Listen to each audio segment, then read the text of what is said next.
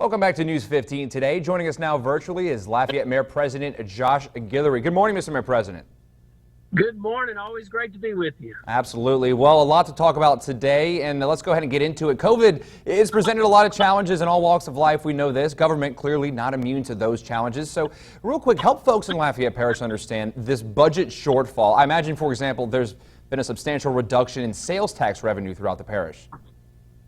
No, that's correct. So we honestly had a fiscal emergency before I took office. The previous city parish council budgeted us at an $18 million deficit in our city general fund. And let's think about that. $18 million. That means $18 million. The previous council budgeted us to spend $18 million more than the anticipated revenue coming in. So with COVID-19 bringing a public health emergency, it also quickly brought an economic emergency, and our updated forecast as far as revenues and expenditures adds another $10 million to the deficit. So now we're looking at if we didn't change any spending habits, $28 million deficit. You cannot continue to run a business that way. You cannot continue to operate an entity that way. So we just had to get our fiscal house in order, and that's the challenges that we're facing. Many municipalities across the country face these same issues, and quite frankly, you have two options: either raise taxes or spend the money you have very responsibly. And I'd much rather spend the money we have responsibly.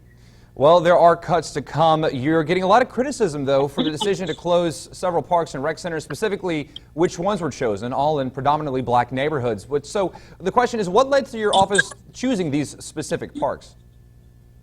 Yeah, well, let me clarify a few things. So there are 0 parks that will be closed, and that was kind of a rumor that was spinning around this weekend. Sure. I was told. So 0 parks, and that's very important. So if you have family reunions that you used to go into, you used to barbecuing out in the park, whichever respective park you're used to, you can continue to do that. These parks will be maintained, trash will be picked up, and if you do see trash or litter, make sure you call 311 or Lafayette Consolidated Government so we can get on top of that. But there was a decision, unfortunately, that starting August 14th in the next fiscal year, we are looking to close 4 rec centers. Now, the pushback is, well, these 4 areas are maybe in the north side of town, where they are in the north side of town, and that was why were these targeted. But let's talk about facts.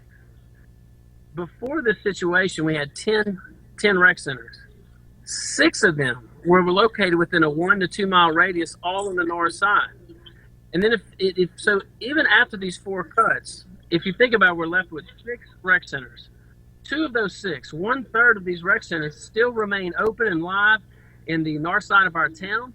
And that's 1/3. 1/3 of the rec centers still are in the north side, even though the north side does not represent 1/3 of the population of the city, and it surely doesn't represent 1/3 of the population of the parish. But let's take that a little step further. So you have 1/3, 2 out of 6 in the north side, but we also have Girard Park that can be argued that it heavily services a lot of parts of our community, to include the north side. Then you have the Robichaux Center, which is not too far and has a lot of good facilities, also services the north side and surrounding areas. That leaves, I believe, Thomas Park and Johnson, which is centrally located.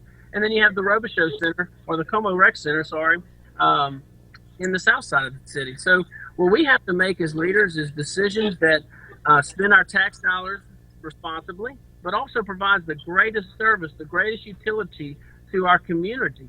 You know, this Parks and Recs department grew to an unsustainable size, and that's typical in government if you allow it to just go without checks and balances.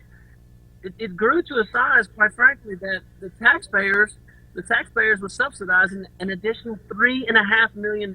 And when you're running deficits, you don't have the luxury of spending $3.5 million that you don't have. We have high priorities, and look, quality of life is a high priority. That's why we're making sure our parks are open. We're making sure that all of our citizens in the city and the parish have an ability to go to a park, and that's what we're maintaining that mission. But we're doing it in a very fiscally responsible manner, which is what I was called to do.